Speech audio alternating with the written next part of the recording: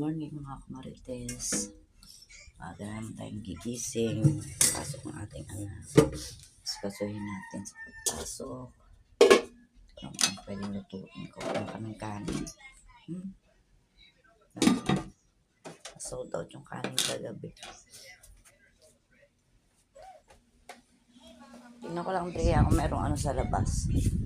Kung merong tindang almusal. Ha?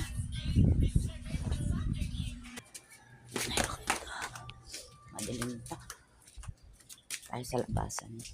Tayo bibili ng almusal. Medyo madilim pa sa lugar. Dadaanan ko rin. Iliwanag na rin.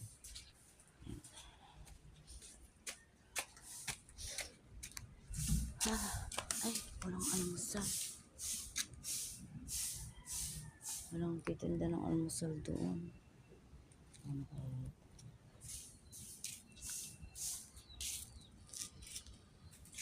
Walang tinda si Linda? Wala. Ay, wala. Walang almusal. Ayun na. Sige, sige. Dahil nga walang tinda, uwi na lang tayo. Gawa na tayo ng almusal ng aking junakis.